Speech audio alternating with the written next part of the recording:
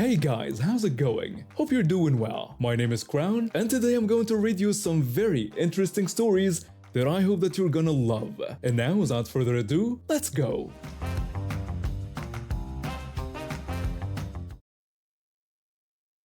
I worked at a local restaurant chain. Started as a line cook, worked my way up to shift lead after putting in the hours and dealing with all kinds of crazy customers and staff drama. Everything was running pretty smoothly until corporate decided we needed more help in the kitchen and sent us this new guy. Let's call him Mr. Hotshot. From day one, this dude walked in like he owned the place. He worked at some fancy restaurant downtown for 6 months and thought that made him Gordon Ramsay or something. For the first week, I tried to be patient. Everyone deserves time to adjust, right? I told him we usually prep the vegetables before the lunch rush starts and asked if he could get on that. He said he had a better system and told me to trust him, claiming it was more efficient to do it right before service. 2 hours later, we're slammed with orders. And guess who's frantically chopping onions while tickets pile up? The next day wasn't any better. I told him that the head chef wanted us to follow this recipe exactly, citing corporate standards. He rolled his eyes and said that was way too much seasoning and that customers would thank him for adjusting it. We had 3 plates sent back that day. What really bothered me was how he'd undermine me in front of the other staff. When I'd give instructions during pre-shift meetings, he'd sigh loudly or make comments under his breath. It was like being back in high school. During one meeting, I said that tomorrow we'd be running the new promotional menu items, so everyone needed to review the recipes that night. Mr. Hotshot spoke loud enough for everyone to hear, suggesting we could just improvise and make them taste better than whatever corporate came up with. The final straw came when my general manager caught him telling a new hire that he was running the kitchen and that I was just a placeholder until someone with real talent came along. The nerve of this guy who'd been there for 3 weeks. That's when I hatched my plan. We were having beers after closing one night, and I casually mentioned that I was considering applying for the manager position at our sister location across town. I added that they were desperate for someone to take over at the West Side location, but I wasn't sure if I wanted the extra hours. Mr. Hotshot asked if that was the place with all the problems. I said yes, but pointed out that the base pay was about 25% higher than what I make now, plus bonuses if you turn it around. I could see the dollar signs in his eyes. The West Side location was notorious in our company. It was in a terrible area with low foot traffic, equipment that broke down weekly, and staff that cycled through faster than a washing machine. Everyone called it the cursed location. Corporate had been trying to sell it for ages but couldn't find a buyer. What I didn't mention was that the last 3 managers had quit within months, all citing burnout and impossible working conditions, or that the bonuses were tied to profit margins that had never once been achieved at that location. 2 days later, Mr. Hotshot casually mentioned he was also considering applying for the West Side position. He said they needed someone with fresh ideas and my management style was a bit traditional. I just shrugged and told him to go for it if he wanted, adding that competition is healthy. The beauty of my plan? I never actually applied. And since literally no one else wanted that job, Mr. Hotshot got it by default. He came in the next day walking around like a peacock, telling everyone he beat me out for the position. He told me not to feel bad, explaining that some people are just natural leaders, and I'd get my chance eventually. I just smiled and congratulated him. 2 weeks later, he was gone to his new kingdom, and our kitchen was peaceful again. I kept in touch with a server who transferred to West Side around the same time. The reports were exactly what I expected. My server friend told me my boy was struggling over there. He was working open to close, 6 days a week. The staff kept quitting, so he was cooking, serving, and doing dishes some nights. I asked if he was at least getting overtime. My friend said no, they had him on salary. Corporate kept sending consultants who told him everything he was doing wrong, then left him to fix it with no budget. Mr. Hotshot was too proud to admit he'd made a mistake, so he just kept grinding away. 120+ hour weeks, garbage salary that worked out to less than minimum wage when spread across all those hours, and constant pressure from above. Meanwhile, I was working my comfortable 40-hour weeks, collecting my raise and getting home in time to actually have a life. The best part came 3 months later. Corporate finally pulled the plug on West Side. It just wasn't salvageable. Mr. Hotshot got transferred to another struggling location in the suburbs. Not quite as bad as West Side, but definitely no picnic. His pride took a massive hit, and I heard he was on probation for failing to meet performance targets. I'm still at my original location, recently promoted to assistant manager with another nice raise and working reasonable hours. I'm a 36-year-old dad with a 17-year-old son who's graduating high school this year. His mother and I split up when he was young, and I remarried about 3 years ago. My current wife is 37. My ex doesn't live super close, so my son stays with me most of the time, but he still calls her several times a week and visits her during long weekends. The whole issue started when my son found out that each graduating student only gets 3 tickets for the ceremony. The school auditorium isn't very big, so they're strict about the number of guests. My son wanted to invite me, my wife, his mom, and his older brother who's 19, but he was 1 ticket short. He tried asking the school for an extra ticket, but they wouldn't budge. They did mention that they usually do a raffle for any unclaimed tickets, but nothing was guaranteed. One evening, my son came to me looking stressed. He explained his dilemma about the graduation tickets, telling me he only had 3 but wanted 4 people there: me, my wife, his mom, and his brother. When I asked if he had any thoughts about who to invite with his limited tickets, he suggested that he could just invite my wife instead of his mom if that would be easier, and he could celebrate with his mom separately. I know my son is still close with his mother, even though he doesn't see her as often anymore. I didn't want him to feel pressured to choose between the important people in his life. I told him that unless there was a reason he didn't want his mom at the graduation, he should probably invite her first and then try to get an extra ticket for my wife through the raffle. His face brightened at this suggestion. He told me it was a good idea and that he would call his mom right away. He seemed relieved and happy with this solution as he went off to call his mother about the graduation. Fast forward to earlier today. My wife was chatting with my son about graduation plans. She asked him how many people he was allowed to bring to the ceremony. He explained that each student gets 3 tickets and that he didn't have enough for everyone but was trying to get an extra one through the raffle. When she asked who he had given his tickets to, he told her they were for me, his brother, and his mom. I noticed my wife looked surprised, but she didn't comment further while my son was present. Later that evening, after my son had gone to his room, my wife walked up to me in the kitchen. She asked if I could tell my son to give his mom's ticket to her instead. I refused, explaining it was his choice and he had already told his mom she could come. My wife was confused about why he would give a ticket to his mom when he rarely sees her, insisting he should have given it to her instead. When I told her I had actually told him to invite his mom, she was upset. She asked why I would do such a thing. I explained that even if he doesn't see his mom as often, it doesn't mean she isn't important to him. He's still close with her. My wife then questioned my motives, asking why I would tell him that and if I wouldn't rather spend the day with her instead of my ex. I told her this wasn't about what I wanted, but about what was important to my son. I explained that he's really close with his mom, and just because I've had issues with her doesn't mean he does too. At this point, my wife's face turned red. She told me I just wanted to see my ex, claiming that was what this was really about. I told her that was ridiculous. I wanted her at the graduation too, but I thought it was more important for my son to have his mom there. She walked off after that and hasn't really talked to me since. She's giving me the cold shoulder and making comments when my son isn't around. I tried explaining to her that my son is trying to get an extra ticket through the raffle, and he's even going to ask some of his friends if they have any extras. But she's not having it. My oldest son wants to attend the graduation, and my younger son wants his brother there, so I'm not going to ask him to give up that ticket either.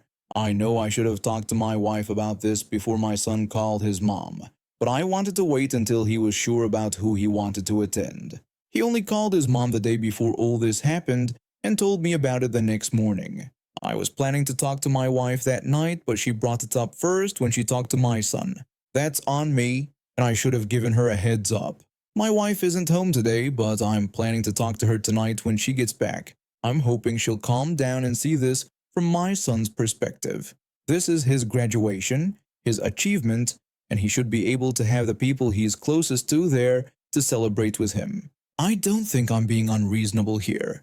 My wife has only been in my son's life for about 4 to 5 years, while his mother has been there his entire life, even if from a distance lately. Just because the relationship isn't as convenient doesn't make it less important.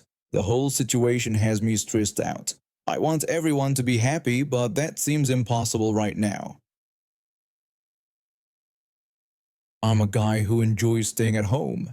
After working with customers at the hardware store all week, I just want to relax in my house in Oakwood Estates. I bought this place 5 years ago because the neighborhood was peaceful. Most people here take care of their yards, keep noise down, and mind their business. Except for my neighbor across the street. This guy moved in about 8 months ago with his wife and kid. From day one, he acted like he owned the neighborhood. He'd park his truck blocking my driveway, let his dog run through yards without cleaning up, and play loud music. I kept to myself, avoiding fights when possible. Last Saturday was supposed to be perfect. I had the weekend off, a new book, and a comfortable patio chair for the spring weather. I was reading for about an hour when I heard them. I heard my neighbor telling his son to swing harder. I looked over my book to see my neighbor in the middle of the street with a baseball bat, while his son stood on the sidewalk holding a baseball. They had set up baseball practice right in our street. There's a good park just 2 blocks away with baseball diamonds. But that was too far to walk, I guess. I tried to ignore them. After every bat crack, I flinched, waiting for trouble. Cars were parked along the street. Someone would get their car damaged. It took less than 20 minutes. I heard the back crack followed by glass breaking. I thought they'd hit a car, but when I heard glass inside my house, I knew what happened. I rushed inside to find my living room covered in glass. The baseball had smashed through my front window, knocked over a lamp, and was now on my couch with glass pieces. I took a breath, picked up the baseball, and walked outside.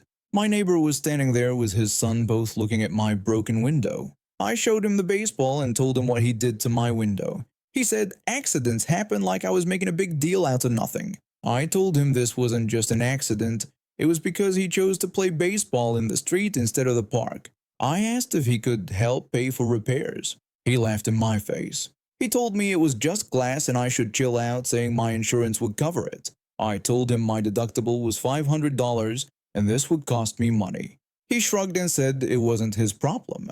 He said they were just having father-son time and I was ruining their fun. His son looked uncomfortable, moving from foot to foot. I told him I wasn't trying to ruin anything. I just wanted him to take responsibility for the damage. He suggested I should buy stronger glass if I was going to be uptight. He was making it seem like my fault. I warned him that if he didn't help pay for damages, I would file a police report. He asked if I was serious about calling police over a baseball and told me to go waste their time. Then he turned to his son and told him this is what happens when people don't know how to be neighbors, saying I was threatening over nothing. I was angry but stayed calm. I said this wasn't nothing. It was property damage. He said we were done talking. He took his son and walked back home, leaving me with a broken window and a baseball. I spent the afternoon cleaning glass and putting plastic over my window to keep bugs out. Then I called police and filed a report. The officer was nice but said it would be a civil matter unless there was proof of deliberate damage. That night I was upset but thought I'd have to pay and move on. I ordered pizza, watched TV, and tried to forget about it. Around 11 p.m. I heard something outside. I thought it was raccoons in the trash, but I checked my security camera feed anyway. On my screen was my neighbor sneaking around my car in the dark. I watched him pull out a knife and puncture both tires on the driver's side before running back across the street. I couldn't believe how petty he was. All because I asked him to pay for a window he broke? I called police right away, and they were very interested this time. I downloaded the security footage to my phone and waited. Sunday morning I was drinking coffee and talking to the glass repair company when 3 police cars parked outside. I went out and saw them knocking on my neighbor's door. When he answered, he looked confident, but his face changed when they mentioned the security footage. I couldn't hear everything, but he got more upset, pointing at my house and waving his arms. Then they put handcuffs on him. When they took him to the police car, he started yelling. He asked if he was really being arrested over a stupid window and said I was harassing him. His wife and son came outside. The kid looked very sad. The officer told him they were arresting him for vandalism and criminal mischief, not the broken window. They said the security footage clearly showed him slashing my tires.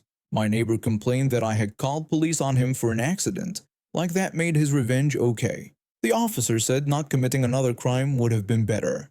Other neighbors came out to watch. The woman who lived next to him asked me what happened. I told her the whole story. She wasn't surprised and said he'd been trouble since he moved in. She told me last month he threatened to sue her because leaves from her tree fell in his yard. While they put him in the police car, he kept yelling about how unfair it was. His wife looked embarrassed, and his son was crying. I felt bad for them, but not for him. The repair truck fixed my window that day. The tire shop had to order new tires for my car, which meant I missed work on Monday. But my neighbor had bigger problems. He faced charges for criminal mischief and vandalism, plus he had to pay for my window and tires. Another neighbor told me he tried to claim he wasn't near my car that night, but the security footage was clear. He got himself into so much trouble that cost more than just paying for my window would have, all because he couldn't say sorry and do the right thing. I moved into my college dorm excited about the whole experience, but I quickly found out that sharing living space with strangers has its challenges. Our dorm suite had 4 bedrooms and a shared bathroom. My 3 roommates seemed decent at first. There was the engineering major who was rarely around, the business student who kept to himself, and then there was him, the one I'll just call the antagonist. He seemed friendly, but his smile never quite reached his eyes. Within the first month, I noticed strange dynamics in our suite.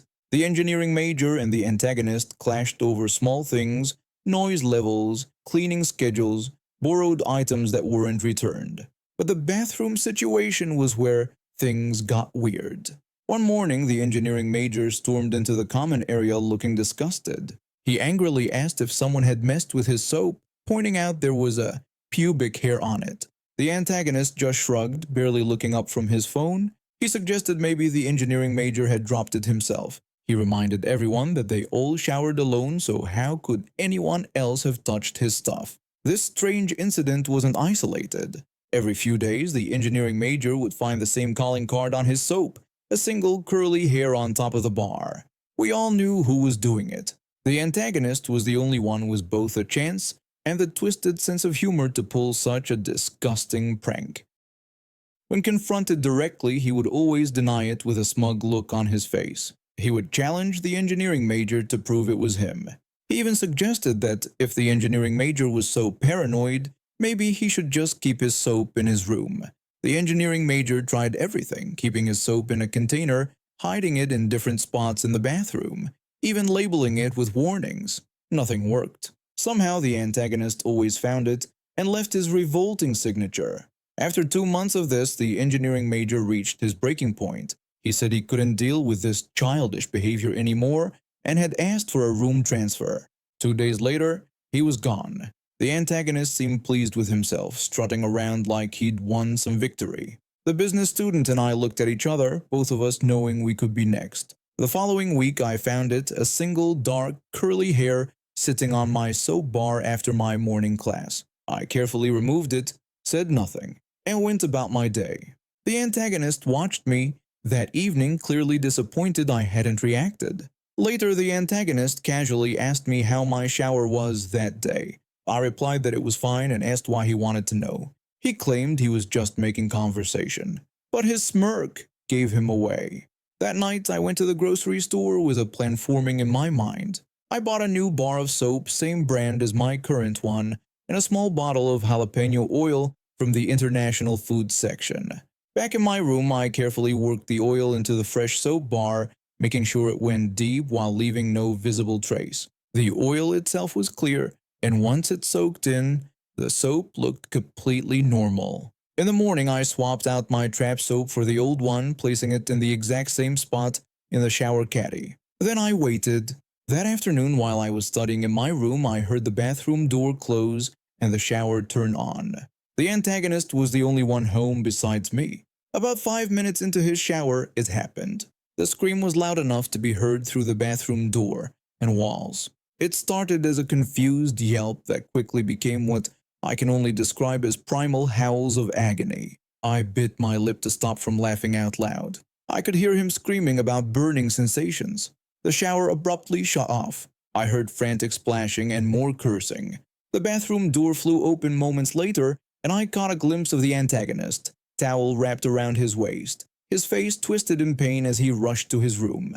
I broke into fits of giggles. Later that evening, he came out of his room, walking awkwardly and staring at me with newfound respect and fear. He said what I did was very funny and really mature. I responded that I had no idea what he was talking about. I reminded him that we all shower alone, so how could anyone else possibly be responsible for whatever happened to him? He insisted that I knew exactly what happened. I challenged him to prove it was me. The business student, who had been watching our exchange, suddenly burst out laughing. He commented that whatever happened to the antagonist sounded like karma to him. The antagonist stormed back to his room and slammed the door. From that day forward, my soap remained untouched. He never dared to leave his disgusting calling card on my toiletries again. We kept an icy politeness for the rest of the semester, but he knew better than to mess with me or my things. The business student and I became closer after that incident. One evening, as we were studying together, he told me he knew what the antagonist had been doing the whole time. He was just waiting for someone to stand up to him. He told me my solution was brilliant. When housing assignments came around for the next year, the antagonist asked for a single room. He'd learned that roommates can be dangerous when provoked.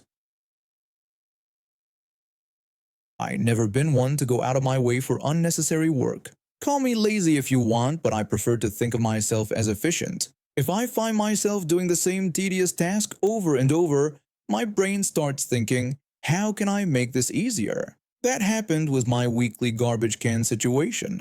Dragging those heavy bins down my long driveway every Thursday morning was a pain, especially in winter when there's ice or during summer when it's hot.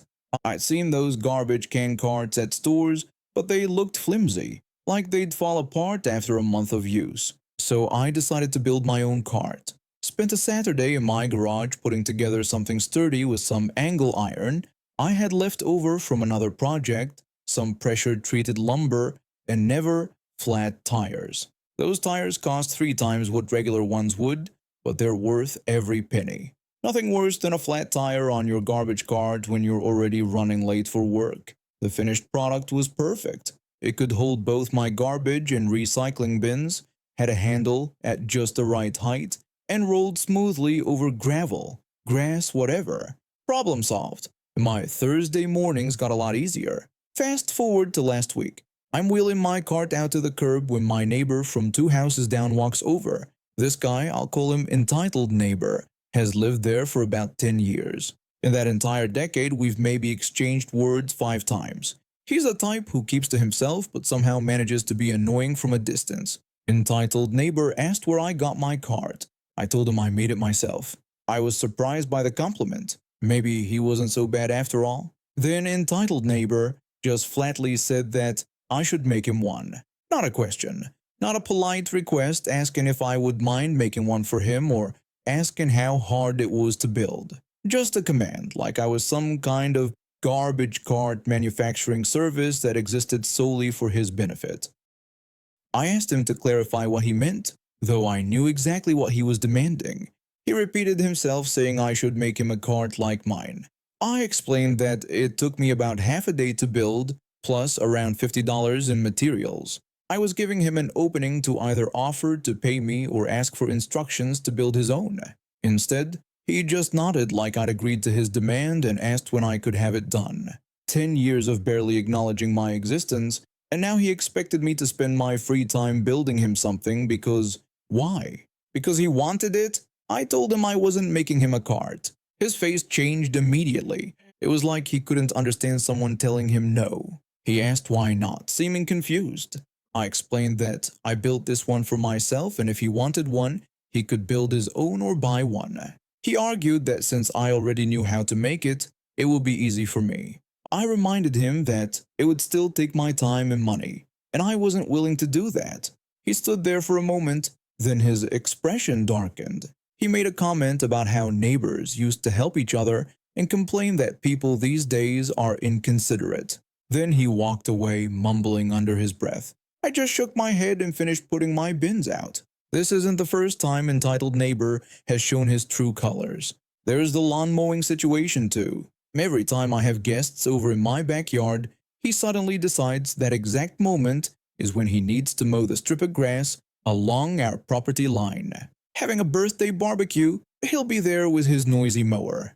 Friends over for an evening fire pit? Here comes entitled neighbor with his lawn equipment. It's too consistent to be coincidence, especially since the rest of his yard often goes unmowed for weeks. Last summer, I had some friends visiting from out of town. We were enjoying dinner on my patio when, right on cue, the mower started up. My friend asked if the neighbor always mowed at 7 p.m. on Fridays. I confirmed this was the case, but only when I have company. My friend said that it seemed pretty passive-aggressive, and I welcomed him to my world. After dinner, my friend, who's more confrontational than I am, suggested we take dessert and coffee right to the property line, as close to entitled neighbor's mowing path as possible. We set up chairs and a small table right there at the edge of my property. When entitled neighbor came around again with his mower, we smiled and waved. I even offered him a slice of pie. He couldn't complain about us sitting on my property, and continuing to mow would have seemed even more obviously petty. He complained that he was trying to mow. I told him not to mind us, that we were just enjoying the evening, and offered him some of my friend's pie. He declined the pie and finished mowing quickly, while we chatted and pretended not to notice how uncomfortable he was. Since then, I've made it a point to be extra friendly whenever he pulls his passive-aggressive stunts. When he mows during my gatherings, I wave. When he looks at me for having too many cars parked on the street, even though it's perfectly legal, I give him a smile and a thumbs up. I've found that responding to his behavior with pleasantness irritates him more than confrontation would, and it gives my friends and me something to laugh about. This happened to me last week during a quick trip to the supermarket. I had just finished my shift at the hospital where I work as a nurse. 12 hours on my feet had left me exhausted, but I needed to pick up some groceries before heading home. My fridge was empty, and I wasn't in the mood for takeout again. The supermarket was crowded as it usually is around 6 p.m. People rushing to grab ingredients for dinner after work, teenagers hanging around the snack aisles, and elderly folks taking their time examining produce. I had a small list: pasta, sauce, some vegetables, and maybe ice cream if I was feeling deserving of a treat after my long day. I breezed through most of my shopping until I reached the pasta aisle. I needed a specific brand of gluten-free pasta that my sister had recommended. She was coming over for dinner the next day, and I wanted to get the right one. When I scanned the shelves, I noticed a man standing nearby. He was wearing a red polo shirt, which happened to be the same color as the supermarket employees' uniforms. He was looking at something on the shelf, and when I looked his way, he happened to look up and nod politely. That nod was all the confirmation my tired brain needed. I approached him and asked if he worked there. The man turned to me with an exasperated expression and asked if his shirt had the store name on it, then said that no, he did not work there. His tone wasn't exactly rude, but it wasn't friendly either. I felt embarrassed. Looking more closely, I could see that his polo was missing the supermarket logo that employees had on their shirts. Plus, he wasn't wearing a name tag. I tried to lighten the mood with a joke. I said sorry and that I probably needed new glasses, adding that 12-hour shifts were affecting my eyesight. I laughed at myself and his expression softened, and he chuckled too. He said it happened all the time with his shirt and that he should have known better than to wear red in the store. While we laughed, I noticed the pasta I was looking for was on the shelf right behind where he was standing. I pointed this out, commenting on the irony. He said at least he was helpful, then stepped aside so I could reach for my pasta. When I was about to thank him and move on, another shopper approached. The new shopper asked him where the specialty vinegars were kept. The man sighed and told him he didn't work at the store. The shopper looked confused then embarrassed, mentioning the red shirt as the reason for confusion. The man nodded with resignation. I gave him a look of sympathy as I put my pasta in my cart. I was about to leave when another person approached him. This second shopper asked if there were more crackers in the bag since the shelf was almost empty. The man's shoulders slumped as he again told them he didn't work there. The second shopper looked confused, pointing out that they had seen me asking him something earlier. I felt the need to explain, telling them I had made the same mistake and that his shirt was just the same color as the store uniforms. The second shopper walked away, looking annoyed as if we were playing a prank. I was about to say sorry to the man again when a third person approached. This new shopper asked about whether a sauce was on sale, saying the sign was confusing. By now the man looked frustrated. He said more firmly that he didn't work there and was just trying to buy groceries like everyone else. The third shopper took offense at his tone, called him rude, and walked away. The man looked at me with disbelief. I felt bad for him and was about to suggest he put on a jacket when a fourth person approached. This fourth shopper asked for directions to the international food section. The man took a deep breath, trying to stay calm. He said with frustration that this was the fifth time in 10 minutes he'd had to say he didn't work there, adding that he was wearing a red shirt simply because he liked the color. The fourth shopper took offense, complained about poor customer service, and walked off. The man looked like he was about to lose his patience. I said sorry for starting this chain reaction, taking blame. He told me it wasn't my fault, explaining that this happened nearly every time he shopped at this store and that he should know better by now. I joked about finding him a sign to wear saying he didn't work there. That made him laugh. He said he'd thought about that solution, even thinking about getting a custom t-shirt addressing the issue. Just then a real employee walked by, wearing the same red color but with the store logo and a name tag. I called to the employee and told them about the situation, asking if there might be a store jacket or something the man could borrow while shopping to avoid further confusion. The employee looked surprised but then smiled, saying this was a common problem. They said they had special white shopping vests with customer printed on them for this situation and offered one to the man. The man thanked them.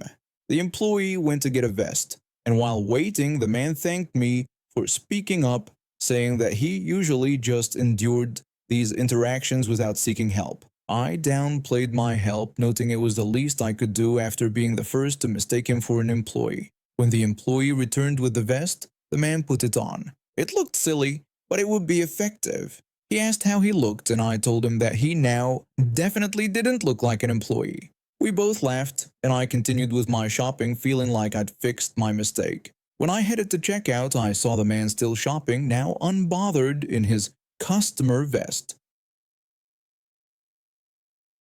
After graduating college in 2000 with my business marketing degree, I was stuck in a frustrating position as an assistant manager at this huge blue big box store. The boys' club atmosphere was suffocating. You might have heard about those class action lawsuits for discrimination and terrible pay that happened later. That was exactly what I was dealing with. So when an opportunity came to manage a fancy card and gift store in a rundown strip mall, I jumped at it. Sure, I took a 20% pay cut, but the owner was a woman, and I thought I'd finally find someone who would treat me with respect. Plus, I wanted a challenge. I was ready to prove myself. The job quickly turned into a 50-plus hour work week nightmare. The store was in terrible shape when I took over. The walls were practically bare, so I ordered wrapping paper, gift bags, and tissue paper to fill them up. Instead of praise for my initiative, I got yelled at. During a surprise visit, the owner shouted at me about who had told me to order all the inventory. I tried explaining that customers were complaining about the lack of selection and that sales for these items were already up 30% that week. She dismissed my explanation, saying I should have talked to her first regardless of the results. Then there was the phone incident. A close friend called the store during a slow afternoon, upset over an unplanned pregnancy. The call lasted about an hour, cost the company a whopping $5 in long-distance charges, and you'd think I'd committed a federal crime. The owner asked if I thought the store phone was my personal line and complained about the hour-long long-distance call. When I apologized and explained it was an emergency where I had made sure all customers were helped first, I even offered to pay the $5 charge. She refused my payment, saying they needed to teach me a lesson about responsibility. When I pointed out I wasn't a child to be taught lessons, she said I was acting like one and that this was a business, not a social club. Despite these red flags, I poured my heart into that store. Within 3 months, the place was transformed. Sales were up, the store looked great, and customer complaints had dropped to almost zero. The owner noticed and offered me a brand new, bigger location because I'd done such a good job. Things were much better there, I worked fewer hours, the customers were happier, and I built an amazing team. A few months into running the new store, the owner asked me to take over their second highest profit store in the chain, saying I had proven myself. When I asked if I'd be transferring there, she told me that she needed me to run both stores at the same time. I requested a 50% raise for doing 2 full management positions. She suggested I prove myself for a month first, after which we would discuss money. And friends, I fell for it. I spent the next month working myself to the bone. I redid the entire layout of the second store, cleaned it top to bottom, and organized the storage room packed with fragile porcelain statues in tiny boxes. I was running between 2 locations, managing all operations, continually increasing sales, and still waiting for that promised raise discussion. Then they asked me to train this woman who had just graduated college. She and I hit it off immediately and started hanging out after work. During one of our post-shift dinners, she mentioned something that made my blood run cold. She told me how glad she was that I was training her and how excited she was to take over the big store once I finished the training period. I asked which store she meant, and she said the big one I was currently running. She explained that the owner had told her I was just fixing it up before she took over. When I told her I had been told I'd be running both stores permanently after proving myself, she realized the owner had been honest with me and apologized. That conversation led to others. I discovered she was making $5,000 more than me annually, the highest salary of any manager in the chain. And remember, I had 6 years of retail management experience while she had none. I had a business marketing degree while hers was in English. Yet I was running 2 high-profit stores while being paid less than a complete novice. That's when I'd had enough. I gathered all my employees from both stores, about 15 wonderful people, and had an honest conversation with them. I told them that I was planning to leave because the owner had been dishonest with me about my position and pay. When one employee asked what happened, I explained everything, including the salary difference and the secret plan to replace me at the larger store. Another employee said it was terrible how I could be treated so poorly after everything I had done for the company. One by one, they shared their own stories of bad treatment and frustration. By the end of our meeting, almost everyone decided they'd had enough too. 2 weeks later, my new friend and I walked into the main office together, met with the owner, and delivered the surprise. I told her I was quitting right away, and my friend said the same. The owner was shocked, especially about my friend quitting so soon after starting and about who would run the 2 stores I was managing. I then showed her that I had resignation letters from almost everyone else too. I placed a stack of envelopes on her desk, immediate resignations from all but 3 staff members who were single mothers and couldn't quit without finding new jobs first. The owner was livid. She said we were sabotaging her business and being unprofessional, even threatening to make sure I never worked in retail again. My friend and I just stood there trying not to smile as the owner yelled. There was something satisfying about watching someone who had manipulated and underpaid me finally get what was coming. We left the office like happy children. We headed straight to a bar, ordered some fancy drinks, and treated ourselves to a nice dinner to celebrate our freedom.